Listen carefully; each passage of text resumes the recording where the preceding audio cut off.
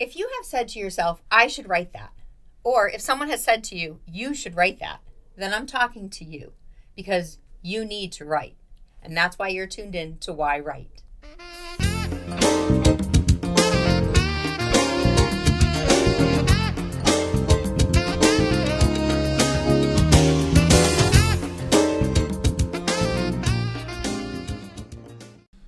Hi, welcome to yWrite. I'm your host, Angela Grout, and I'm so glad that you're getting to tune in to another episode today of yWrite to find out why people are writing so that you can figure out how you should be writing your story too. Today, we're going to talk about writing on social media. So this is a kind of a platform that everybody seems to be dabbling in. And if you are an author, this is going to be especially important for you because we're going to talk to a specialist from Morningbird Media. I have in studio today Robyn Lee Miller. And let me tell you about Robyn Lee Miller. She is the founder of Morningbird Media. And her company has gotten the Super 60 Award.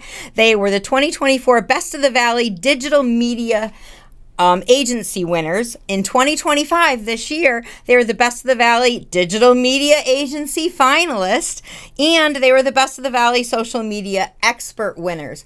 So she is definitely an expert when it comes to how to talk on Facebook and all of the social media accounts. She specializes in maintaining digital relationships through social media platforms.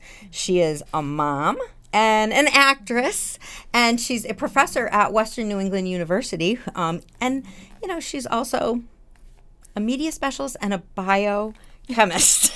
Which I just have to throw that in there because I think it's hilarious. So I want to introduce Robyn Lee Miller. Thank you for having me, Angela. Robyn, it's great. And I didn't even mention you were on the board for the Pioneer Valley Conference for Women, which I just got to attend, which was wonderful. Thank you. It's like just amazing how you founded this company and you manage all these different social media accounts for so many different businesses, from large businesses to individual lawyers to all sorts of things. But you didn't wake up in the morning when you were a child and say, I'm going to be a social media expert. You said you were going to be a biochemist. So what does that degree have to do with what you're doing? Things change, yes. I suppose. I've always had two loves, and they were science and they were the arts. Okay, well, computer science. Yes, I get it. Right. So when I was younger, I do come from an Asian American family, and they're very big on science and math. Medical and math and all those things. And I was like, it makes more sense to go into science. And I had these two wonderful high school teachers. One was in graphics, and the other was my biology teacher. And she was like, go for science. And the other one was like, no, go for graphics. You're the yearbook editor, blah, blah, blah, blah. So finally I said, okay, I'll go for science. And I went for science, and I got a molecular biology and biochemistry degree, a chemistry minor, a biotechnology degree, and then I was just like, what do I do next? Yeah. They don't teach you how to get into the workplace. Yeah, they teach you. They just teach you how to do things. They don't teach you how to get a job. So it was very technical, and I was like, now what? I'm a 21-year-old, unconfident, kind of coming out of this educational program, thinking to myself, what do I do, right? I mean, most of them were going into academia, they were going into PhD programs, medical school, and they had a more of an educational path in front of them. For myself, I was like, well, I'm not in a position to really continue my education, but how do I get a job in this field? Yeah. And I had no clue how to do it. I wasn't confident enough to even apply. I had worked a little bit in genetics labs. That's shocking to me because you are so confident. You are such a confident woman. All the biotech firms were in Boston, and I was like, do I want to relocate and stuff? And I'd spent some time within the university working in genetics labs and working on some sequencing and stuff. And it was just so quiet. It was a little bit too isolating for me, and I thought, my goodness, I talk way too much to sit in this lab alone by myself. Do you know I have an accounting degree? And I went to work for Smith & Wesson, and I'm in the accounting department. I'm like, I can't sit behind this desk all day. I need to be moving. I need to be talking. Yeah, and I loved what I was doing, but I also was just like, I don't know if this is for me. And at the time, I just wasn't educated enough to know that there were pharmaceutical sales jobs or there were other mediums that involved interaction with people. And when I left college, I just didn't know where to go. And you know what? When the universe talks, you listen, right? And I ended up at this radio station, and I was like, oh my God. They're like, well, we're looking for a receptionist. You could be a receptionist. And I was like, that's not what I went to school for. Like, I don't know if I could do this. And they was like, all right, well, you know what?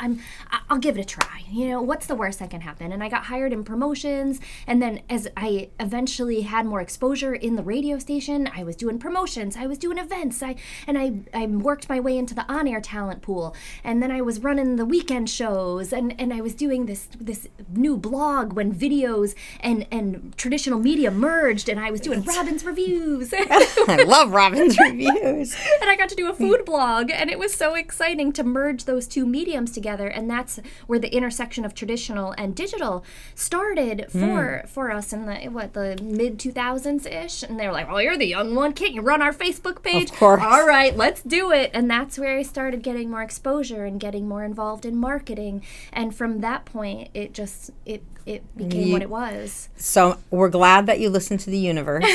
I mean, and the universe they provide these opportunities that sometimes we don't know why we're jumping into them, and then it just evolves. Yes. It definitely evolves. So it's just that, like, take that leap of faith and, find out what you're really made from and for. And it was perfect. Now, so since you started working at the radio station and kind of but got into their Facebook stuff, how have you seen social media change? And it's so important because nowadays it's almost like a popularity contest, to get your followers, to get your likes, to try to draw attention to your product. For me, I'm trying to draw attention to the products for people, not necessarily the people behind them. I don't know.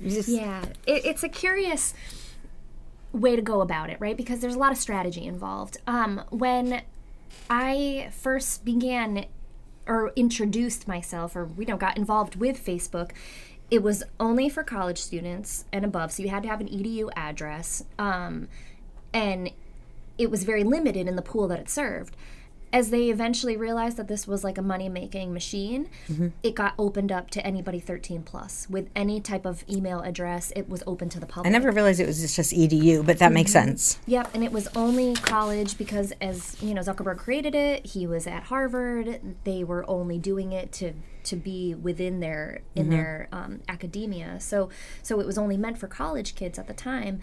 And then it became this cash cow, and they're like, oh, we can change the face of advertising and the world. Exactly. And that's kind of how everybody ended up connected. I mean, MySpace was there first, but MySpace can make it. Yeah. Well, I mean, it's so interesting to me, and it's so frustrating to me how Facebook has become like the newspaper of the morning, and whether it's Facebook or LinkedIn or Twitter X. I was going to say Twitter, but X or whatever, or Blue Sky. I don't know. There's so many different ones out there. Like, you're going there and, not only to connect with your friends and family, but you're getting your news from it. You're getting, it's got these algorithms in it that all of a sudden know what you're looking for because it reads your mind. Good. Like, what is this? It is amazing how the algorithm works and how we're constantly trying to find ways to work with it instead of against it. And it also depends too on like whom your audience is. And I find for myself, like my age demo, I am kind of that middle-aged mom. I love Facebook. My family is there. My friends are there. I receive a lot of advertising that suits me on Facebook. So I find myself doom scrolling over there. Whereas my husband, is entering his 50s. He's more visual. He likes to receive his news from TikTok. So he receives a lot of news on TikTok, and the type of thing that he's looking for is more in video form and a visual there. So it just depends on what the person gravitates toward. But when we're talking in terms of authors and having your social media presence out there, I mean, no matter where you are, like start somewhere. I know it's perfection leads to procrastination because you don't want it out there. I'm not ready yet. True. I'm not ready. I love that. Perfection leads to procrastination. And I'd rather just have something out there that is still follows my brand guidelines, and it may not be perfection, but it still checks off the boxes in terms of what it is I'm trying to put out there. I'd rather have something than nothing, and then I perfect my message, because you do need the audience engagement to know what they think is interesting to them. We might think, oh, this is something that I have to put out to my audience and they're going to love it and whatever, but you may not be your ideal audience. Right. So in that case, you have to think about what they engage with. So having their feedback is crucial. So how do we get those audience? How as an author do you build that audience platform that's outside your friends and family? You know, because there's whole other webs to get to. Correct. And with that said, it's important to start with your friends and family, though, I'd say, just because they are your best cheerleaders. If they can help you amplify your messaging across whatever platform it is that you choose. Let's just use Facebook for an example, because that's kind of the easiest one to start with, where you don't have a lot of video production value and stuff. You can start getting posts out with static imagery and so on. Having your friends and family back you up and like your posts and interact with them and engage with them is going to help amplify your messaging, because it signals to the algorithm, hey, this post might be interesting to people, so we're going to serve it to more people. So when we talk about organic reach, having them, hey guys, I'm going to put out this post, tonight and tomorrow. Can you go and like it, interact with it? I'm just letting you know that I'm getting it out there because I need. So you're sharing that privately with them. Yeah, and you're kind of prepping them for that, right? And then you're getting ready to post it onto Facebook, because it's not enough to simply just post anymore. Everybody thinks, oh, well, I post on my page. I mean, what more do I need to do? Well, I mean, that's even like authors who publish, through Amazon or something. They're like, oh, I published my book today. It's a bestseller. And then they're, going to sit there and wait for the sales. And it's like, no, you have to, everything has to be marketed. Yeah, and in essence, you have to fuel the fire, right? It doesn't do it itself. It needs a little bit of oxygen. It needs ideal conditions. Like, those are all of the things that you're prepping with your post to like fuel the flame. Yeah. And you have to. Otherwise, it's just going to die, right? It'll just fizzle out and it will become another post in the graveyard of Facebook. Yeah, because you can be on the front page of the paper one week, and then the next week there's a new person on the front page of the paper, and that's done. That's done. And it's over. So, like, how can we support that? And even with something like a podcast, as you're doing, there are so many ways to repurpose that content a millionfold, so that you can take that one piece of content and turn it into several pieces, because we know that it is a daunting task, or like we're trying to have our full-time jobs and deal with our families. Like, there's just only so many hours in a day. So how can you use that one piece of content to turn into multiple pieces of content, and then how do you amplify from there? So if you have the podcast, you and this is off on a tangent a little bit, but if you have the podcast, you can multiply it into several forms of content, whereas like, all right, you're prepping for that one. Hey guys, we're dropping a new content in another week. It's going to tease this particular show. Oh, we're gonna have Robyn on, and we're gonna talk about blah blah blah. So like, make sure to tune in live, or if it's not live, then make sure to tune in when it drops. So you have your little plugs to kind of. You've got your way to ease into it, and then you get ready to drop. All right, so now we're gonna drop. We're dropping tomorrow. Here's the full episode, right? But then you're taking those smaller pieces from the episode, and there's great ways to do that now with certain AI softwares and stuff that will pull clips for you. And this is things that Morning Bird Media offers. Hey. So let's get into Morning Bird Media. Yeah. So there's a lot of ways now that we can use AI to help with efficiency and saving time. And I know there's a lot of talk, oh, well, aren't you afraid your job's not going to be there? Like, so untrue. I'm agree. the one that knows how to use those tools and can help you to save time and energy to do them. And even so, maybe it will all help us save time and money in the long run, right? Because we're able to produce more, we're able to get more content out there, we're able to amplify our messaging even further now with the time that we have. So you've done the podcast now, you've put up the episode, now you have different snippets that you can use on different platforms. YouTube Shorts, YouTube. You can put them that's a thing that can be exhausting for an author, because even like for myself, I'll do the podcast and it's like to edit like this little segment about amplifying your voice, amplifying your message. Like, you want to take that little snippet and then all of a sudden like just make it into a short or whatever, and pull certain areas. It's a full-time job, but it's a full-time job to be writing. You're trying to finish your books or trying to work your other job and maintain your family and. So balance all of this. How to do it all. So you most certainly don't have to reinvent the wheel every time you sit down to think about a social strategy. If you have a podcast, or something of this similar, even a 5-minute video blog, like you can repurpose that. And now, all right, we have the transcript from our podcast. Okay, we can turn that into a blog post. Now that can live on the internet for an extended period of time, forevermore. It will live out there, and we've done the right SEO for it. So we've put in the right keywords, we've said the right things, and now it can have organic ranking within your favorite search platform, Google, Bing, Yahoo, what have you. So for the SEO, the search engine, you know, in order to get those keywords, you know, for people to, you know, type in, what's the secret for things like that to be able to get into the algorithms? Ooh, should I give away my secrets? I don't know. I mean, because I know, like Morning Bird Media, you know, you definitely have some inside information on this. Sure. I would say things that you could do. There's a lot of softwares out there that do have free versions or like a freemium version, you know, that allow you to at least get your feet wet within that certain software to understand it.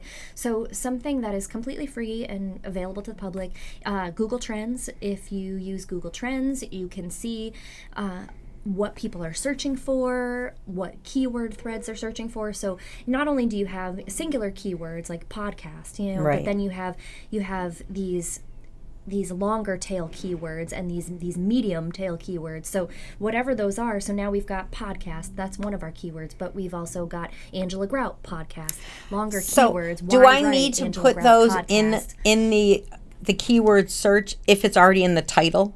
So your title is good. The thing that you would want to make sure about when you're formatting your blog pages is that you're using the proper, it's not just simply a matter of having the text on the page, right? Because you have these H1 headers, you have H2 headers, you have paragraph text. So making sure that those are set up properly is crucial to Google being able to discern what is a headline versus what is paragraph text. So if it's looking for those key points when those little spider bots are crawling your pages, it will be able to determine what is the most important in that page and be able to rank it within the Google search. So yeah, I mean, that makes sense because, you know, especially if you're, you know, as an author, if you're going to share like a chapter of your book or, you know, something like that, you want to make sure that the heading is in your H1 format. And then, you know, because it sounds like if it's in that, then the little spiders going around are going to know that that's a heading, so that's a keyword. Correct? Am I thinking this right? Bless you. Ooh, pardon God bless you. I should have taken that allergy medicine. Yeah, that's this time of year. Say that one more time. So I'm saying if you have your heading like in the H1 of, you know, the title, the little spider bolts, you know, whatever they're called inside, you know, the computer inside these search engines, it's going to automatically know that that's a title. So you don't have to add that to it. Yeah, of course. Yeah, it will crawl your website and it looks at it in code, right? It's not going to look at it as 14-point Helvetica font, right? So even if you do it for formatting purposes, just ensure that all of your headers are in the right correct, spot, exactly, and that they're labeled as such. So making sure that within your blog editor, whatever website platform you're using, that your H1 is like, if you're doing it for formatting purposes, like, okay, H1 is always going to be 14-point bold Helvetica, and then it's going to follow your brand guidelines, but it also follows that of Google so that it knows how to crawl your website and what to pick from it. Yeah, I mean, I'm understanding this language. I'm hoping the audience is understanding this language because it definitely can be very confusing. And, you know, this is where, you know, especially if you're doing a blog post on your website or, you know, you're just putting something out on social media, you want to make sure that if someone's going into that search engine on a social media and they're typing in, you know, fictional story, you know, you want your book to pop up, but what's going to make your book pop up as opposed to all these others. Yeah, and those are two very different ways of going about it. So like Google has its own tracking mechanisms of how it's going to find your information, whereas Facebook is a little bit different. So things that I always recommend for Facebook side, when you're utilizing a social media platform such as this one, many people don't ever change their username. And when you create a Facebook business page, you're automatically applied a URL, right? And it's facebook.com/857654321, right? It's up to you to change that because Facebook doesn't automatically do that, and people don't necessarily realize that. So you've got to go through some settings, and again, we have workshops that show you how to do these things, but it's in the settings where you update your username and you provide a URL for it so that you are facebook.com/yWrite podcast Right. or whatever. At yWrite. Yeah. But for this one, like you don't, there's no symbols or whatever. So like. Okay. So, I'm Y-Write on Facebook. That's so, what it is. So they're different 'Cause the between yWrite was- YouTube and so you're going to want to make sure that you have all of the right best practices for each platform, right? So on Facebook, it's not necessarily like you have your Instagram handle, which is your @yWrite or Right. and so on, and people can find you that way. But if you don't change it on Facebook, you're not searchable. How important is it to have multiple platforms? I would say it depends on your goal. Okay. So if you're just getting started, I mean, start with one. Start with Facebook, and from there you can attach your Instagram, and that's a very easy thing to connect. Yeah, that's going to ask. Can you post on one and just have it go to the others? If it's a meta product, if it is Facebook and Instagram, yes, they have a scheduler together. If you have multiple platforms, then I would recommend a third-party scheduler, and those are like Hootsuite or Sprout Social, Sprinkler. Like there's many out there, and those are paid platforms to use, and you can schedule across multiple platforms and change the copy. So when people are using your using Morning Bird Media to do things like that, do they provide the content to you and you do the scheduling, or do you provide the content and all? Like how much interaction is there with your clients? It's client dependent. So I would say we are not a one-size-fits-all model. Yeah. We've dealt with everybody from a solopreneur level through a retailer, that has 10 locations plus, or brand personalities and so forth. It's really budget dependent. How much, and at the end of the day, it's like, how much hand-holding do you need? Because maybe you can handle the customer service end, you can handle the writing, you are the writer. Other clients are like, I don't want anything to do with the writing, it's way too much for me to even think about. Right. So like, how do I do that? So if you provide us content, like, I think that your platforms are only going to be as strong as the relationship that you have to us, right? So you and I working together, the success comes from that relationship and how we fill in the gaps of where you need support. So if you are a good writer, but you're not that great at the creative and putting together some type of visual for it, well, that's where we can come in and support you. Or if you don't want to do any of that, well, we'll do the visual and the support. Like, we'll do all of it for you and happily put our best practices. And you to offer work. a lot of online, Zoom classes. I mean, you do a lot of education, some for free, some for not. But, all of them can help definitely an author start their platforms because, like you said, trying to set up your meta suite is a big, I mean, it shouldn't be a big deal, but it can be a big deal because you start to get into, like changing things and you're like, what did I change now? And then, oh my gosh, did I just put an ad out that's every day for $15 a day for the rest of my life? Instead of the lifetime budget, like the daily budget. Oh my gosh, I just spent so much money. So yeah, you want to know what you're getting into for sure. There are... across the board, big companies, small companies, solopreneurs, like we've had to do a lot lot of fighting with Meta support team to try to make sure that... Wait, can you call them? I do have a direct line to the gods. They are located overseas. And so we absolutely have the support staff with us. Cause it's like trying to call Amazon for something. You can't get through to anybody. I finally got a number and I'm like, yes, I'm never losing this number. You've got a direct line. So... I know, I'll post content on my page, saying, just publish the poem, and then share the link to the poem. Yeah. But how do you encourage your followers to engage with you? Yeah, so this is where we were talking back at the beginning. We've come a bit full circle back to the cheerleading prospects, right? Is that if you're looking for organic interaction, this is where you might be able to utilize, and we're just using Facebook as the example for now, but I would put all of your posts out into some of the local forums. Like wherever you are geographically is a great place to start, is what I feel like, starting hyper local, because you already have an established brand or you have familiarity with the people, the community, and how they like to interact with stuff. So if you start locally and then work your way out, it makes sense. It doesn't make sense to go start posting ads in California, just because you want a national audience.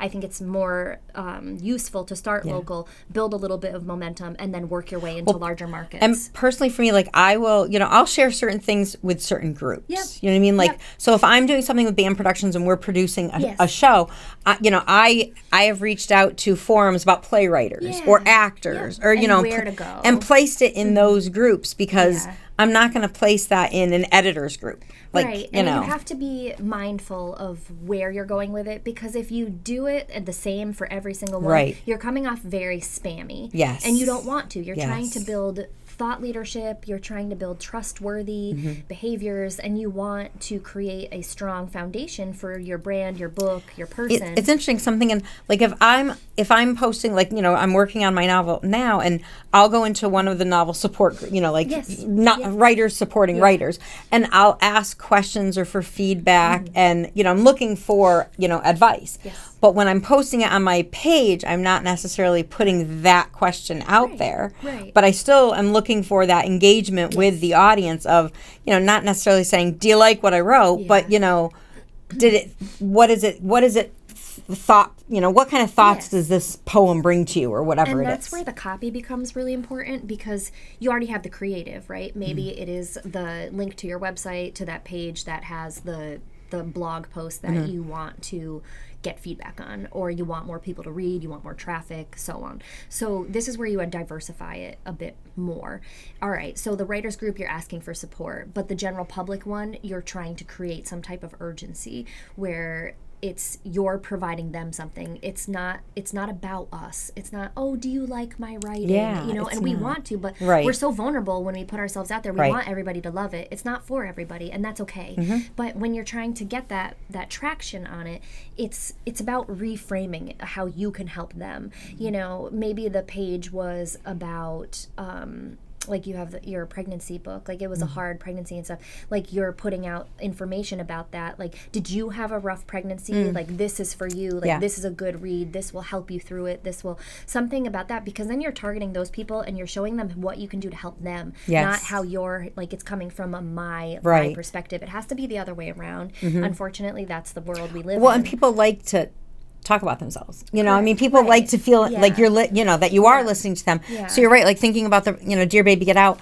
you know, it's like if I was to put out there, like, what are the things you did to prep to get ready for the baby's room? Yeah, and then you get more engagement there, because everybody has an opinion and they want to share it. And they want to share it. And the thing is, the more people share, the more we educate other people too. Correct. Like I always say, every episode of the show has someone different on that's gonna teach somebody something, you know, and it's like, you know, someone might, you know, put on that blog post of what did you do to prepare the baby's room, and they'll be like, oh, you know, I put a case of water next to the baby's bed, and you might think, oh, that's a really good idea. Like I never thought to do something like that, and you know, or other people might be like, you know, doesn't matter to them. Right, You right. know. But you're always turning it around to put the shoe on the other foot, because it's for them. And even though it's for us too at the end of the day, like, but we're looking to do it for the right reasons. And I would avoid being like, I'm so excited to release my next book. Like, it's great, you're excited, Right. but like, I don't know. You what want it's to excite about. other I don't know. people. Yeah, it's Right. about the people that are reading it.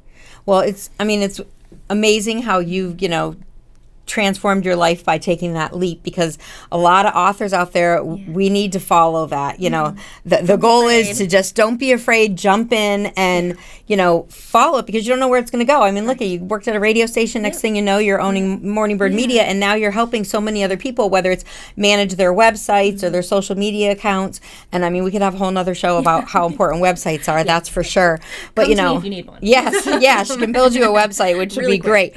And I want to say, like, what is the best advice that you could give someone?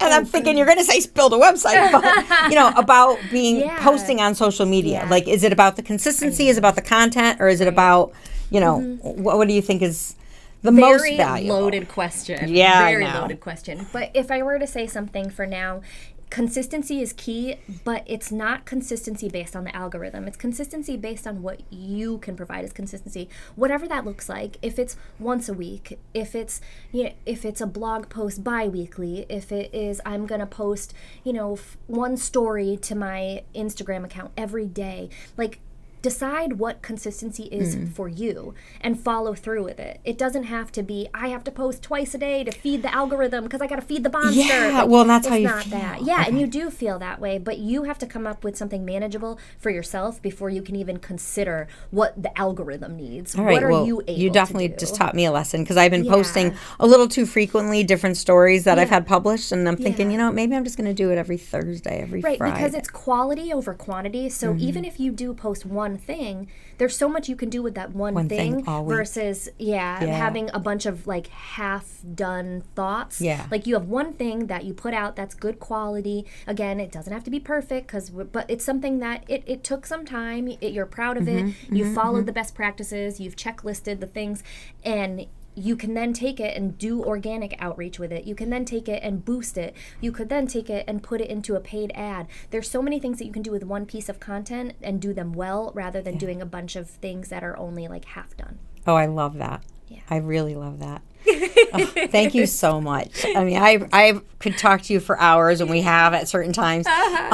Can you please tell the audience where they can get more information about Morning Bird Media and whether they want to take a class with you, hire you to do everything that they can't do, and just all about you? Oh my goodness. I know it's opposite of everything I've been telling you right now. It's not about me. But right now, if you want to make it about you, go to morningbird.media where you can find our website. We're on all of the social platforms, Facebook, Instagram, still on Twitter, X, definitely on LinkedIn. And you can email me at robyn@morningbird.media. And with any questions you may have, we do some quarterly workshops. We do a lot of community outreach with the career development centers.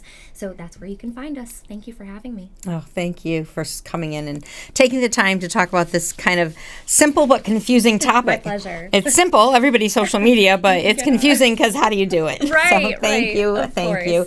And I want to thank you, the studio audience, for listening into the show with Robyn Lee Miller and myself. And, every week we have different people on, so please tune in again next week. I learned something during the show, and I'm sure you did too. And I almost want to give you the writing assignment to write down what you learned. But the writing assignment is just a prompt, so don't fear it. So when the show is over, again, if you're new to the show, let me tell you what it's all about. You're going to sit down, take your pen to a paper, and you're going to start writing. And sometimes we, do story prompts. Every week is a little bit different. Today, I want you to take that pen, and bless you. I'm so sorry. It's okay. You're going to take your pen, and we're talking about social media posting and how important it is. And one of the things that I'm walking away with today is how you're going to make one kind of perfect piece, and don't procrastinate on making the perfect piece. But I want you, to put something out there, whether you're working on a project or whether you have a published book, put something out there that's going to engage your audience in a conversation. But now what I want you to do is make a list, because you know what you're trying to promote. I want you to make that list to think of 5 different ways that you could talk about that same promotion in a different way. Bring up a different subject. Like we said, in my Dear Baby Get Out book, I could say, how did you prepare your baby's room? Tell me something you did. And then kind of post that one day. Another day, say, you know what? I remember one of the crazy things that I did 2 days before I gave birth, and that was washed my siding with Lysol wipes, which I really did do, and it's in the book. But, it's like you're putting something like that on there to draw the attention to that book or to the story or the poem or the song that you've written. So just take the time, make a list of how you can share a certain post 5 different ways to engage audience. All right, so enjoy that writing prompt today. And again, thank you for tuning in to yWrite, and we will see you next time. Have a great day. Bye.